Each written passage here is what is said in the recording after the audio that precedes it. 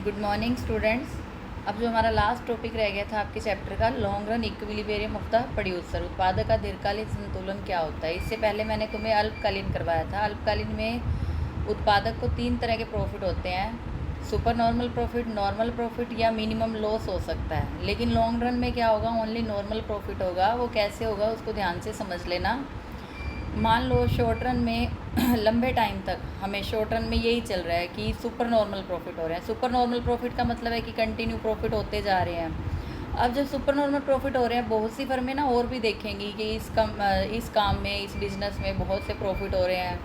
नई फर्में मार्केट में आ जाएंगी। नई फर्में मार्केट में आने से सप्लाई बढ़ जाएगी। जब भी मार्केट में सप्लाई बढ़ जाती है तो प्राइजेस कम हो जाते हैं।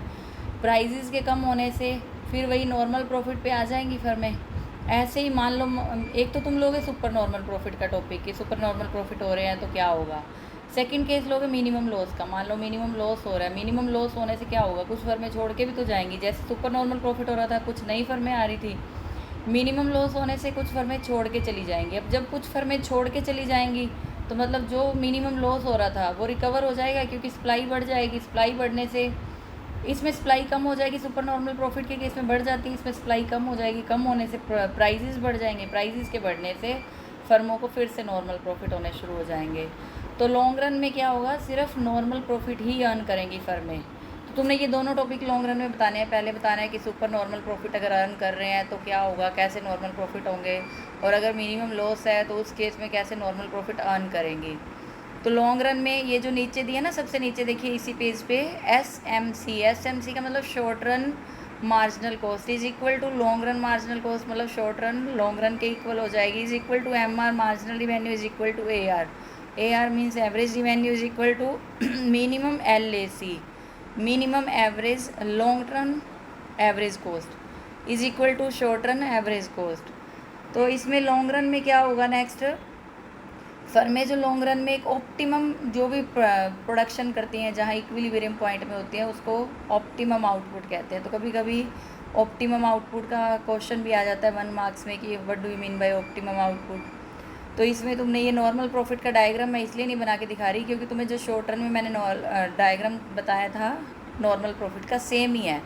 बस इस डायग्राम में क्या है, डबल बनाया हुआ है। पहले शॉर्ट रन का बना के फिर उसके ऊपर ही लॉन्ग रन का बनाया है। सेम ही दोनों कंडीशन अप्लाई होंगी। AR is equal to MR और second MC cuts MR from below, same ही है। तो S का मतलब यहाँ शॉर्ट रन से है, L का मतलब लॉन्ग रन से है।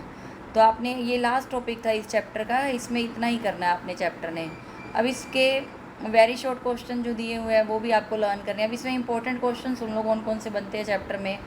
फर्स्ट तुम्हें TRTC अप्रोच करवाई थी, फिर मैंने MRMC अप्रोच करवाई थी, फिर शॉर्ट रन प्रॉफिट करवाए थे, शॉर्ट रन प्रोड्यूसर्स इक्विलिब्रियम में उसमें क्या 3 तरह के थे, नॉर्मल प्रॉफिट, ये अलग अलग टॉपिक आता है। नॉर्मल प्रॉफिट का अलग आएगा तो सुपर नॉर्मल प्रॉफिट का या मिनिमम लॉस का अलग आएगा। ऐसे ही अगर लॉन्ग रन का आता है नॉर्मल प्रॉफिट कैसे होते हैं, तो मीन्स ये अलग अलग टॉपिक बनते हैं। ऐसे ही TRTC अप्रोच में दोनों इकट्ठे भी आ सकते हैं, मैक्सिमम प्रॉफिट या मिनिमम लॉस का अलग अलग भी आ सकते हैं। तो ये आपने अच्छे से इस तरीके से लर्न करना है कि अलग अलग टॉपिक भी आ जाए तो आपको लर्न रहे, और इकट्ठा आ जाए तब भी आपको लर्न रहे। तो ये चैप्टर कंप्लीट हो गया। अब इसका टेस्ट लूँगी मैं आपका। इससे पहले कि टेस्ट से पहले इसकी तैयारी कर लेना, वेरी शॉर्ट क्वेश्चन आंसर भी।